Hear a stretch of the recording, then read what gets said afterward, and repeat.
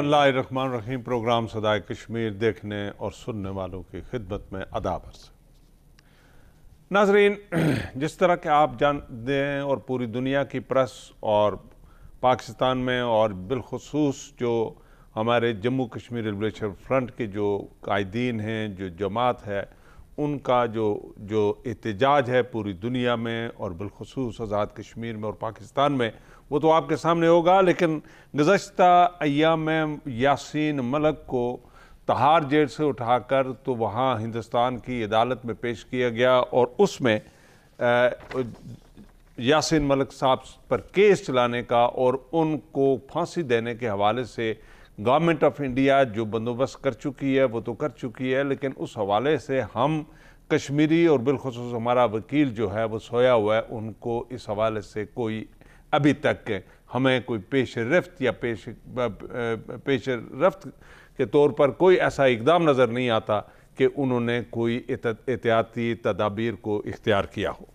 नाज़रीन, अदालती समाअत के दौरान जज के वकील के बारे में सवाल करने अजीम कायद यासीन मलिक का जवाब, मेरे खिलाफ तमाम मुकदमात अपनी कौमी आज़ादी पर मुश्तमिल डटे रहने पर कायम है, जो झूठे, मन गढ़ंत और सियासी और फर्जी है। मैं ताकत के ज़ोर पर अपने वतन पर काबिज़ीन से मुकम्मल छुटकारा और अपनी कौमी आज़ादी की बात करता हूँ। मैं ये कोई जुर्म नहीं समझता, ये हक़ हमें अक़वाम मुत्तहिदा और आलमी बरादरी ने भी दिया हुआ है। अपनी कौमी आज़ादी के लिए जद्दोजहद कौमी आज़ादी का मुतालबा का किसी भी लिहाज से गैर कानूनी, गैर जमहूरी नहीं है। अगर आज़ादी का मुतालबा जुर्म है तो मैं नताइज भुगतने के लिए तैयार हूँ, लेकिन मैं हुकूमत हिंद और अदलिया की तरफ से गैर मुनसफ़ाना तरीके इस्तेमाल करने पर एहतजाज करते हुए अपने दफा के लिए कोई वकील मुकर्रर नहीं करूँगा। ये यासीन मलिक साहब का जो स्टेटमेंट है अदालत में। जज ने अगली समाअत ये जो 25 मई को मुकर्रर की है और जम्मू कश्मीर लिबरेशन फ्रंट की तरफ से एहतजाज और उनके जो इज्तिमा हैं या उस हवाले से जो बंदोबस्त हो रहा है वो तो अपनी तौर पर कर रहे हैं, लेकिन इस वक्त नई दिल्ली में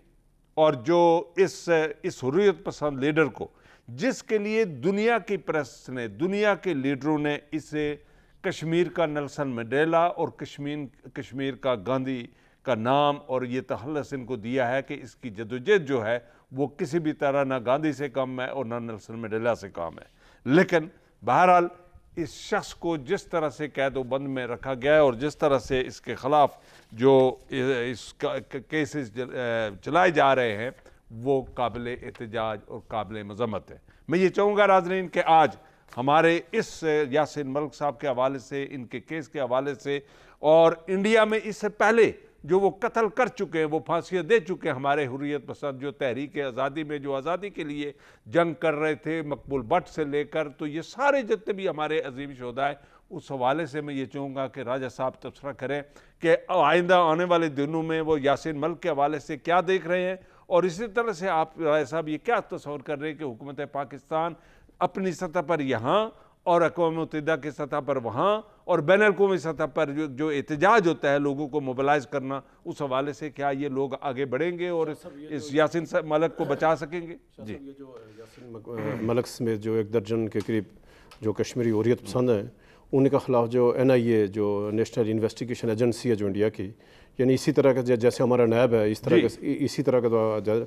उसने 2017 में ये मुकदमा दर्ज किया यासीन मलिक के ख़िलाफ़ और उन समेत जिसमें बड़े बड़े हुर्रियत कॉन्फ्रेंस के लोग हैं, शबीर शाह है, नईम खान है, समेत तकरीबन को 11 लोग हैं जिनके ऊपर संगीन इस तरह के मुकदमा दर्ज किए गए और उन पर इल्ज़ाम ये लगाया कि इन्होंने पाकिस्तान से वसाइल इस्तेमाल किए, मनी लॉन्ड्रिंग हुई और इन्होंने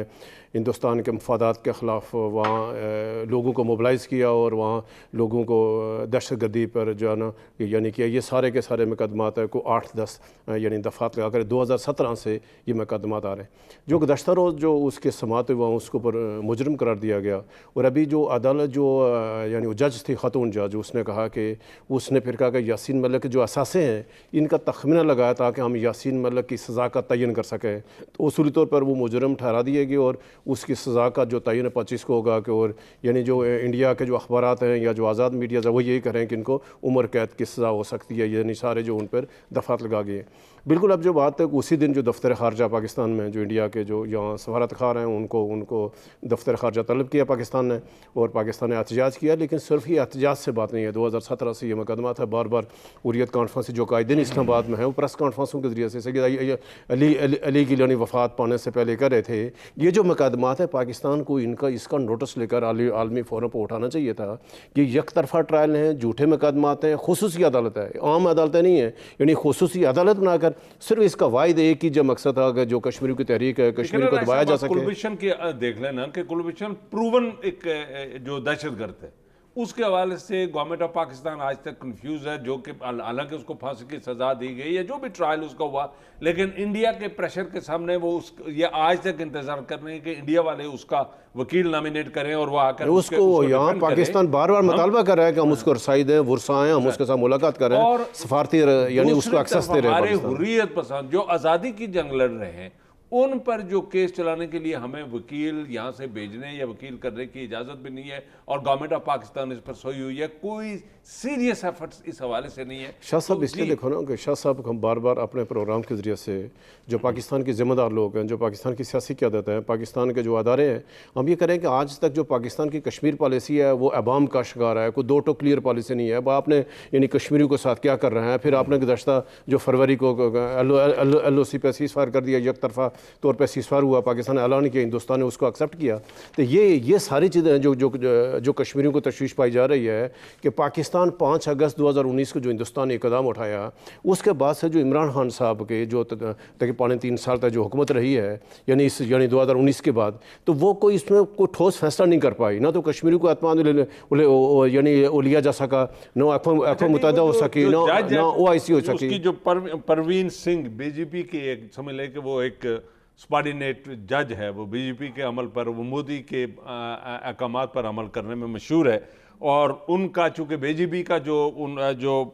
سب سے بڑا جو ہیرو ہے اس وقت وہ نتھو رام جس نے گاندھی کو قتل کیا تھا، یہ وہ رجیم ہے. اور اس لوگ نہیں شخص جات کی ایشو نہیں ہے، یعنی جو اس کے اوپر الزام لگا رہے ہیں، یاسین ملک کہہ رہا ہے کہ آزادی کی تحریک مجھے رائٹ ہے، یعنی اپنی قوم کی آزادی کی تحریک کو اٹھانا، ان کی آواز بلند کرنا، غاصب جو قوتیں ہیں، غاصب جو فوج ہے اس کے خلاف جدوجہد کرتا ہے. مجھے تو اقوام متحدہ کا چارٹرڈ اس کے اجازت دے رہا ہے. تو وہ تو یاسین ملک نے یہی کہا عدالت میں، جس کا غلط بیان لیا گیا کہ یاسین ملک نے تمام جو اس کو بھی الزام لگا دے یاسین ملک تسلیم کیا. تو یاسین ملک نے صرف یہ کہا کہ اگر اپنی قوم کی آزادی کی آواز اٹھانا، اس کے حق میں بات کرنا جرم ہے تو یہ جرم مجھے قبول ہے. صرف اتنا کہا یاسین ملک نے. اور یہاں جو ہندوستان نے اٹھایا، وہاں سے جو میڈیا نے اس کو جو غلط کوڈ دیا کہ یاسین ملک نے کہا کہ میں نے دہشت گردی کی ہے، میں نے یعنی پیسے لیے ہیں، میں نے فلاں کیا. تو بڑی بڑی سرخیاں لگا ہندوستان کے میڈیا نے، یعنی خبر کو توڑ موڑ کر پیش کیا اور کل وضاحت کی ہے. اس نے کہا کہ میرا صرف کہنے کا یہ مقصد یہ تھا، میں یہ کہہ رہا ہوں، بار بار یہ کہہ رہا ہوں کہ اگر جو آزادی کی بات ہے، ہم اقوام متحدہ کی چارٹرڈ کے تحت اپنی آزادی کی حق مانگ رہے ہیں، اور اگر آزادی کا حق مانگا، اس کے جدوجہد کرنا، اس کے لیے علم جب بغاوت کرنا، میں یہ بار بار کروں گا. جو دوسری تصویر کا دوسرا رخ ہے جو ہے وہ آپ کیا دیکھ رہے ہیں کہ اگر اسی طرح سے انڈیا نے اس سے ماضی میں جس طرح ہمارے حریت پسند لیڈروں کو انہوں نے وہاں تہاڑ جیل میں قتل کر دیا، وہ پھانسی لگا دیے گئے، آپ کیا دیکھ رہے ہیں کہ اگر ہم نے پاکستان نے امیجیٹلی کوئی ایکشن نہ لیا اور سیریس ایکشن نہ لیا تو یہ تو اس شخص کو بھی پھانسی دے دیں گے. ہم تو پاکستان تو عملاً جو عملی طور پر جو کشمیر کی تحریک سے دستبردار ہو چکا ہے، یعنی پاکستان عملی طور پر کشمیر کی مدد نہیں کر رہا، ویسے یعنی سفارتی اور اخلاقی حمایت سے ہم تک آ گئے ہیں. لیکن بات یہ ہے اگر ہندوستان یہ یاسین ملک کو بھی پھانسی دے دے، سب کو دے دے، پھر بھی کشمیر کی تحریک نہیں رکے گی. جب اس نے مقبول بٹ کو پھانسی دیا تھا، جب کشمیر میں کتنے لوگ 1 لاکھ کشمیریوں کو شہید کر کے کیا ہندوستان کشمیری تحریک کو دبا سکا؟ 5 اگست کا جو اقدام اٹھایا تھا، مودی نے کہا تھا کہ 5 اگست کے اقدام کے بعد آج سے کشمیر میں تعمیر و ترقی ہوگی، آج وہ امن آئے گا. تو اب سوال یہ ہے کہ 2019 کا کیا کشمیر میں امن ہوگا؟ کیا تعمیر و ترقی ہو سکی؟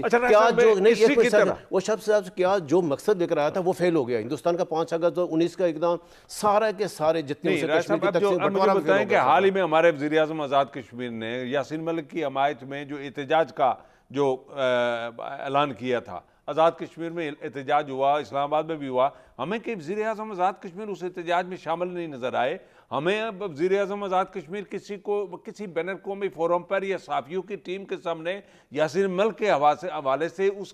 اس کی آزادی کے حوالے سے اس کے کیس کے حوالے سے کہیں کو بیان دیتے ہوئے نظر نہیں ہے. تو اس حوالے سے پرائم منسٹر نے پریس کانفرنس کی مظفر آباد میں اعلان کیا کہ ہم جو 19 میں ہی ہے ہم اس کو سرکاری طور پہ یوم احتجاج بنائیں گے جس دن یعنی ہندوستان کی جو عدالت کیس کا فیصلہ کرے گی. تو پرائم منسٹر ایک اچھا اس کو بھرپور سراہا گیا کہ وزیر اعظم نے سرکاری طور پہ اعلان کیا. اور جا کر اب ہونا یہ چاہیے تھا کہ پرائم منسٹر کو 19 تاریخ کو پروٹیسٹ کو لیڈ کرنا چاہیے تھا. پرائم منسٹر مظفر آباد میں ہوتا, اگر اسلام آباد میں ہوتا انڈین ہائی کمیشن کے سامنے کشمیر کو جانا چاہیے, وزیر اعظم لیڈ کرتا, ایون کہ UN آفس میں جانا چاہیے تھا. تو ہم نے بھی وہاں چیک کیا کہ پرائم منسٹر آج نہیں ہے آج ساری ایکٹیویٹی میں جو اسلام آباد میں حریت کانفرنس نے ایکٹیویٹی ہوئی ہے کشمیری اور جو حریت پسند ہے لبش فرنٹ کا مظاہرہ تھا اسلام آباد میں. مظفر آباد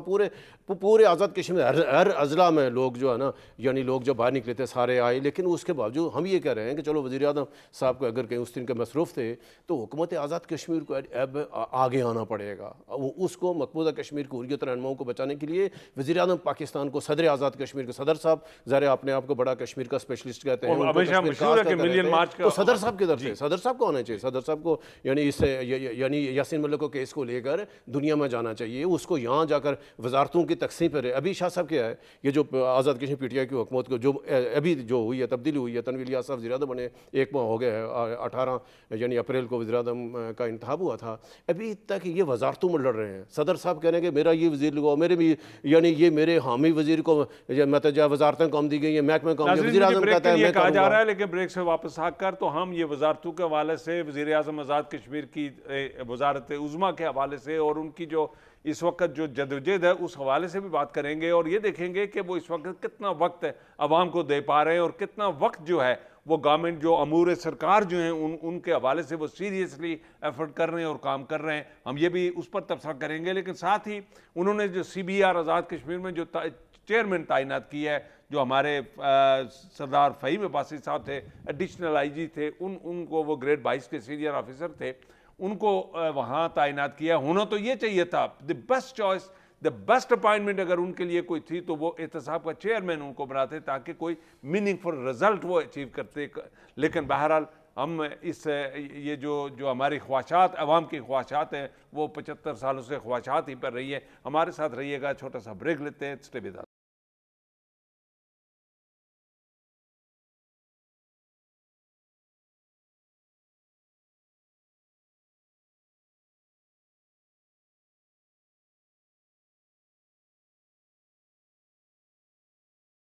ویلکم بیک ناظرین. تو میں نے جس طرح سے جانے سے پہلے آپ سے عرض کی تھی کہ آزاد کشمیر کے CBR میں جو چیئرمین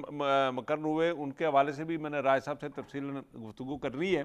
اور آپ کو تفصیلات بتانی ہے کہ CBR کیا ہے اور کس طرح سے ریونیو جو کلیکٹ ہوگا اس کے حوالے سے. لیکن میں یہ چاہوں گا کہ اس وقت یاسین ملک صاحب کے حوالے سے اور ان کی حمایت میں جو دنیا پوری میں جو ایون جو وائٹ ہاؤس کے سامنے جو مظاہرے ہو رہے ہیں اور جو لوگ جو دنیا میں جو ہمارے کشمیری ہیں جو ڈائسپورا کے کشمیری ہیں وہ جو احتجاج کرتے ہوئے باہر نکلے, ذرا میں یہ چاہوں گا کہ اس کلپ سے آپ بھی سنیے اور دیکھیے کہ وہ کس طرح سے احتجاج دنیا میں کر رہے ہیں. کشمیری سرنڈر کبھی نہیں کرے گا, نہ کشمیری نے پچھلے 70 سالوں سے سرنڈر کیا, نہ کشمیری آگے کبھی سرنڈر کرے گا. Indian forces need to go back. Kashmir is for Kashmir, it's not for India, it's not for Pakistan, it's for Kashmiris. ہم کیا چاہتے ہیں؟ حق ہمارا، یہ مانگے. جی ناظرین, تو ہمارے آزاد کشمیر میں ہمارے وزیر اعظم نے جو اس وقت ایک جو فیصلے لیے ہیں ان میں سے 2 بڑے فیصلے میں سمجھتا ہوں کہ عوامی مفاد میں اور ایک مثبت سوچ کا اظہار ہوتا ہے, اور وہ یہ چاہتے ہیں ان کے اپائنٹمنٹوں سے یہ لگتا ہے کہ وہ یہ چاہتے ہیں کہ آزاد کشمیر میں فزیکل تبدیلی لائی جائے. اس وقت سردار فہیم عباسی صاحب کو جو ایڈیشنل IG تھے ان کو چیئرمین لگایا گیا CBR کا. انہوں تو یہ چاہیے تھا کہ یہ احتساب کے چیئرمین لگتے تھے, موسٹ کمپیٹنٹ اور تجربہ کار پولیس آفیسر تھے, ان کو احتساب کے حوالے سے احتساب کا چیئرمین لگایا جاتا تو ایک تبدیلی ہمیں نظر آتی. وہاں احتساب ہوتے آزاد کشمیر میں نظر آتا. آزاد کشمیر میں کرپشن کے حوالے سے اگر ان ریئل سینس فائلیں ان کو اگر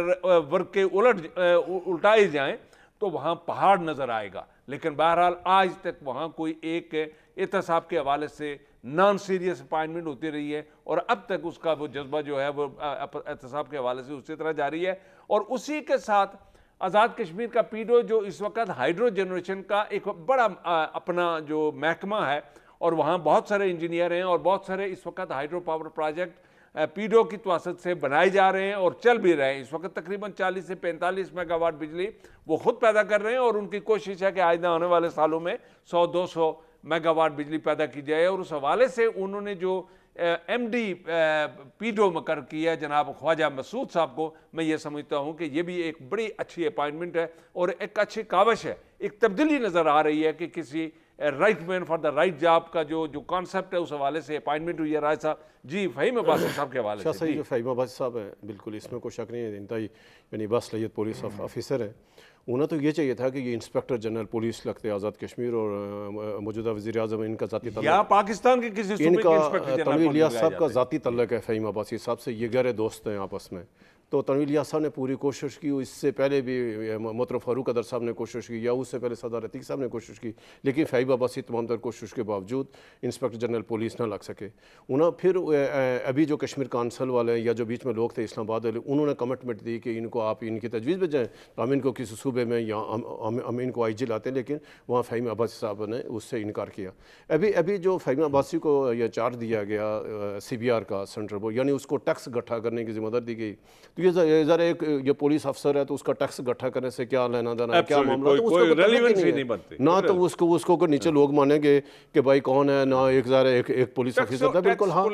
بالکل ایک الگ پروفیشنل ایک الگ ذرا پروفیشنلزم ہے سارا, وہاں اس طرح ہونا چاہیے. لیکن چلو وزیر اعظم صاحب نے ایک اپنے دوست کو اوبلائج کیا, اچھی بات ہے, ذرا ہونا چاہیے تھا. لیکن ہم ابھی بالکل آپ نے بالکل بجا فرمایا کہ جو ان کو حادثہ بیورو میں لگانا چاہیے تھا, اور حادثہ بیورو میں سردار نعیم شیراز صاحب نے اسٹے لیا ہوا عدالت سے, اور ظاہر ہے ان کا جب تک میرا کانٹریکٹ پورا نہیں ہوتا تو ویسے حکومت بہت پہلے ان کو لگا دیتی, لیکن تمام تر کوشش کے باوجود وہ اسٹے ابھی برقرار ہے. نعیم شیراز چیئرمین حادثہ بیورو, لہٰذا اس لیے سے بات نہ بنی. ابھی جو آزاد کشمیر حکومت کے شاہ صاحب آپ نے بات کی تھی, اس وقت جو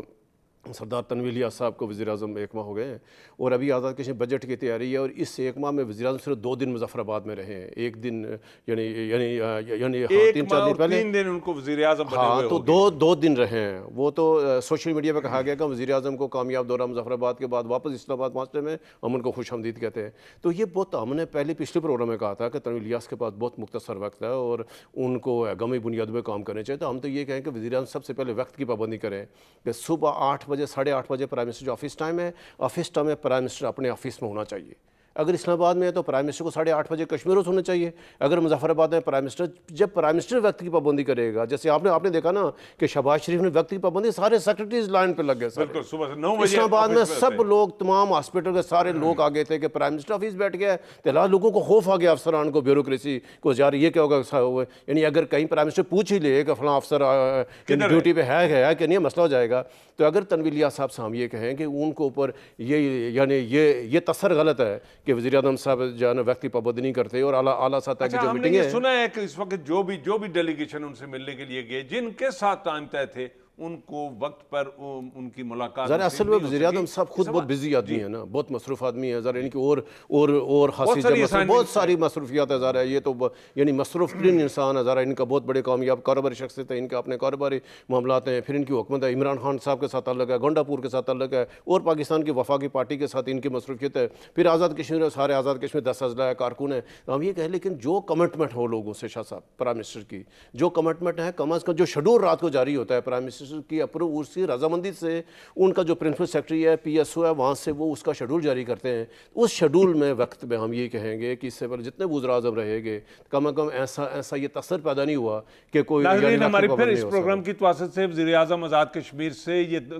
گزارش بھی ہے اور توقع بھی ہے, امید بھی ہے کہ ان کے پاس وقت بہت ہی تھوڑا ہے, اس لیے کہ آنے والے دنوں میں ہم یہ دیکھ رہے ہیں کہ یہ انسٹیبلٹی جو ہے یہ ایکسپینڈ کر کے آزاد کشمیر تک بھی جائے گی. جس طرح پاکستان کی صورتحال ہے, تو یہی صورتحال آزاد کشمیر میں بھی آنے والے دنوں میں نظر آئے گی. تو اگر یہ جو گولڈن دن ہے کہ ان دنوں میں اگر وزیر اعظم آزاد کشمیر اپنے اس دور میں اچھے فیصلے, مثلا انہوں نے ایک اچھا فیصلہ کیا کہ جتنے بھی پرائیویٹ سکول ہیں ان کے جو اساتذہ ہیں, کسی کی تنخواہ 20,000 روپے سے کم نہیں ہونی چاہیے. اس پر عمل درآمد ہوگا یا نہیں ہوگا یہ تو آنے والے دن بتائیں گے, لیکن کم از کم وزیر اعظم آزاد کشمیر نے ایک اچھا انیشیٹو لیا اور اس انیشیٹو کے تحت ایک اچھا فیصلہ کیا, اور وہاں کے جو M S C, M Phil لڑکے جو ہیں بچیاں جو ہیں ان کو 5,500 6,6,000 8,000 10,000 روپیہ تنخواہ دی جاتی ہے، اور ان سکولوں کے ان پرائیویٹ سکولوں کے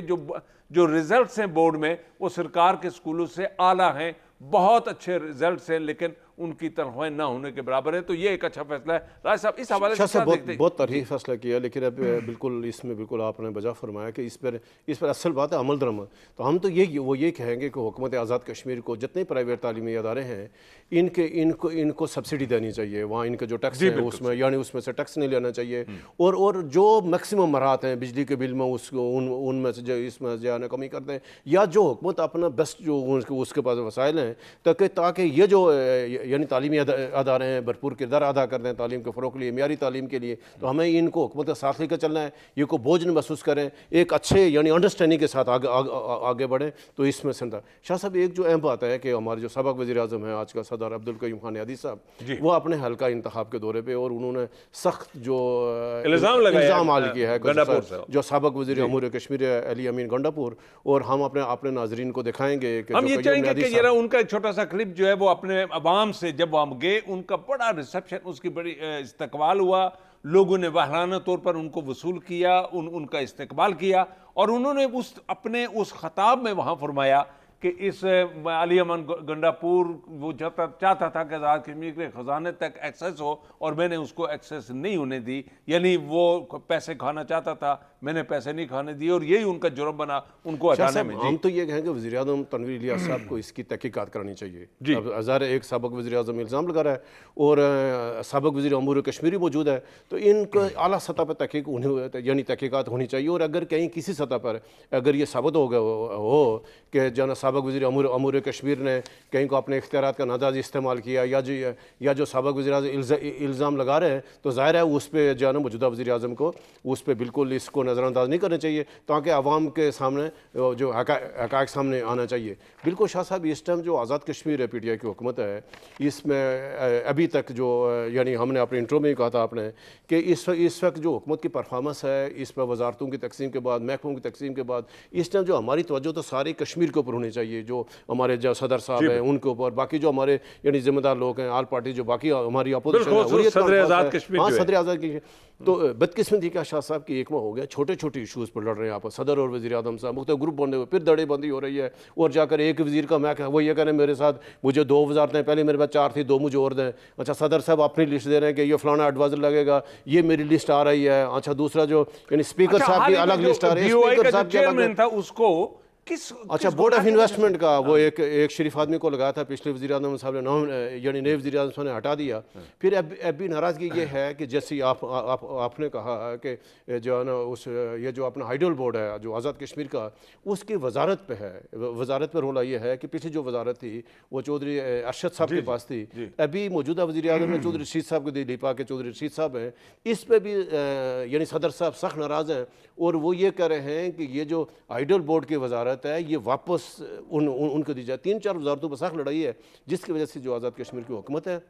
اس کی اپنی جب پرفارمنس آ رہی ہے. پھر جب وزراء ہیں، اگر وزراء آفس میں نہیں جائیں گے مشکل ہو جائے گا. لیتے ہیں اور بریک سے واپس آنے کے بعد اس وقت جو ڈی ایچ او اسلام آباد ہے ڈاکٹر فہیم ہیں، ان کے کریڈٹ میں جو جاتا ہے وہ یہ کہ کووڈ کے دوران انہوں نے جو اسلام آباد کو کووڈ فری سٹی میں سمجھتا ہوں کہ یہ سکسیس انہوں نے حاصل کی. کووڈ کے حوالے سے انہوں نے دن رات کام کیا، ان کے سٹاف کے لوگ، ان کے ڈاکٹرز، ان کا جتنا بھی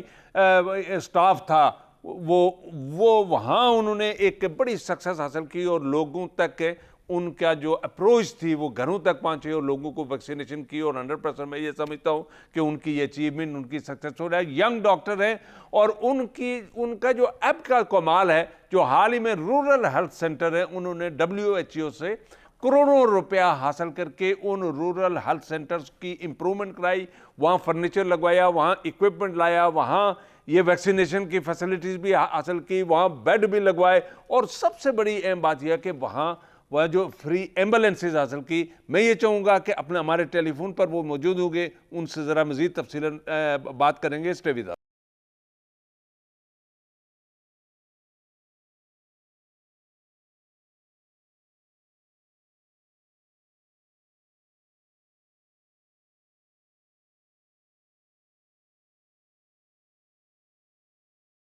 ویلکم بیک جی.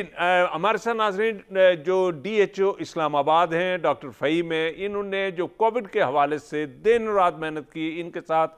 کام کرنے والا سٹاف جو تھا انہوں نے کام کی, اور اسلام آباد سٹی میں اسلام آباد کے سٹیزن کو ہی نہیں بلکہ باہر سے آنے والوں کو, ڈپلومیٹس کو, جتنے بھی لوگ تھے کووڈ کے حوالے سے انہوں نے ویکسینیشن اور ان کو سہولت پہنچائی. اور میں یہ سمجھتا ہوں کہ آج اسلام آباد کووڈ فری ایک سٹی بنتا جا رہا ہے, ہمیں نظر آ رہا ہے. اس حوالے سے بھی میں یہ بات کروں گا کہ ڈاکٹر صاحب کے کریڈٹ میں یہ جو سکسیس ہے وہ جاتی ہے, اور ینگ ڈاکٹر ہیں, پڑھے لکھے, باہر کے جو کوالیفائڈ, اور انہوں نے حال ہی میں WHO سے جو سب سے بڑی سکسیس سٹوری میرے نزدیک ہے کہ انہوں نے رورل ہیلتھ سینٹر کی امپرومنٹ کے لیے کروڑوں روپیہ WHO سے لے کر تو انویسٹمنٹ کرائی. گورنمنٹ آف پاکستان کا ایک پیسہ نہیں لگنے دیا, لیکن وہ جو رورل ہیلتھ سینٹر ہیں وہ اسٹیٹ آف دی آرٹ اس میں اکوپمنٹ لگوایا. ڈاکٹر صاحب السلام علیکم. بہت شکریہ سر, بہت شکریہ. ڈاکٹر صاحب ہم نے آپ کو دیکھا, میں خود چونکہ موجود تھا اس فنکشن میں کہ جس میں آپ کے WHO کے جو ریجنل چیف تھے وہ تشریف لائے, اور انہوں نے اپنے ہاتھ سے ایک تو آپ ایمبولینسز جو ہیں وہ تقسیم کی, اس کی چابیاں آپ کے حوالے کی, دوسرا وہ ہیلتھ سینٹر جو ہے اس میں جو امپرومنٹ لائی, اور اس کے تمام شعبے جو تھے وہ ہم نے اور آپ نے اور سب نے مل کر دیکھے, اور اس میں آپ کا سٹاف بھی جو میں سمجھتا ہوں ان کی بھی بڑی سکسیس ہے. لیکن کیا آپ نے جو اس پر انویسٹمنٹ کرائی اس کی مینٹیننس کے حوالے سے آپ کے پاس کوئی اب فنڈز گورنمنٹ آف پاکستان دے گی؟ چونکہ آپ کے دور میں تو یہ ایک سکسیس سٹوری بن چکی ہے, اور اس طرح کئی ایک hospital state of the art بنے لیکن بعد میں مینٹیننس نہ ہونے کی وجہ سے وہ تباہ حال ہو جاتے ہیں. سب سے پہلے ہمارے ناظرین کو اس حوالے سے بتائیے کہ یہ جو رورل ہیلتھ سینٹر ہے ان میں کیا کیا فیسلٹیز آپ دینا چاہتے ہیں اور آنے والے دنوں میں آپ دے سکیں گے. جی جی بہت شکریہ سر, آپ نے ہماری جو ٹیمیں ہیں ہیلتھ کے اندر جو کووڈ میں کام کریں ان کو اپریشیٹ کیا, اور اس کے ساتھ ساتھ جو وفاقی وزارت صحت national health services regulation and coordination ہے ان کا بھی شکریہ جنہوں نے ہمیشہ سے اس کے اوپر تمام معاملات میں سپورٹ کیے. میں یہاں پہ آپ کے جو گوش گزار کرنا چاہوں گا کہ ہیلتھ سسٹم جو ہے وہ کسی بھی شخص کا جو ہیلتھ سروسز ہیں یا ان کے جو کنسٹیٹیوشن آف پاکستان کے مطابق ہر شہری کا بیسک رائٹ ہے, اس کو مد نظر رکھتے ہوئے ہماری وفاقی وزارت صحت نے اور ہمارے جو تمام جو ہمارے ہیلتھ کیئر ورکرز ہیں ان کی محنت تھی کہ جتنے بھی ہمارے سینٹرز تھے ان کو اپ گریڈ کرنا, ان کو ریفربش کرنا, ان کو اسٹرینتھن کرنا. اور میں شکر گزار ہوں جو ہمارے انٹرنیشنل ڈونر پارٹنرز ہیں انہوں نے بہت حد تک سپورٹ کیا, کیونکہ کووڈ کے دوران آپ کو یاد ہوگا کہ کووڈ کے دنوں میں ہمارے لیے بہت بڑے چیلنج اس طرح سے بھی تھے کہ سسٹمز اتنے مضبوط نہ ہونے کی وجہ سے بہت زیادہ مسائل آ سکتے تھے. لیکن چونکہ اسلام آباد جو ایک بہت کمپلیکس اسٹیشن ہے اور یہاں پر بہت سارے لوگ باہر سے اپنی ٹریٹمنٹ کرانے کے لیے آتے ہیں, اور ایک ٹرانزٹ پوائنٹ ہے جہاں پر کووڈ-19 کے حوالے سے بہت سارے ہمارے لیے چیلنجنگ سچویشنز تھی. لیکن چونکہ آپ نے جیسے مینشن کیا کہ ہماری ٹیمیں جو ہیں ہیلتھ کی جو ٹیمیں ہیں انہوں نے اس تحمل مزاجی کے ساتھ اور مستقل مزاجی کے ساتھ جس طرح سے کام کیا اور جس طرح سے لوگوں کو سہولیات پرووائڈ کی,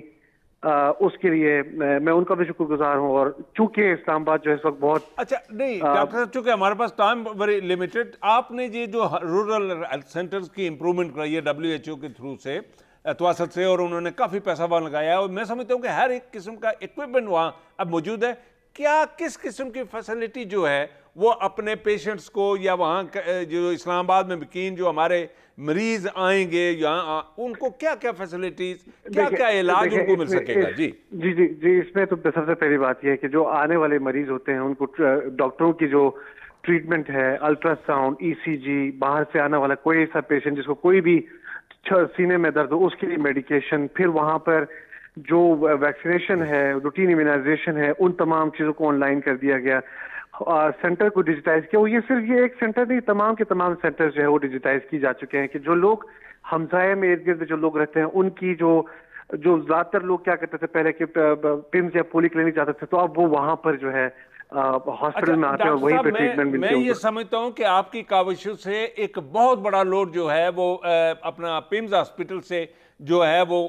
وہاں اب لوڈ وہاں کم ہوتا جا رہا ہے, اسی طرح سے پولی کلینک ہے اس سے کم ہوگا. اچھا یہ جو ہیلتھ سینٹر تھے یہ جو اس ویسینٹی میں اسلام آباد کی ویسینٹی میں بنے ہوئے ہیں, میرا خیال ہے 5-10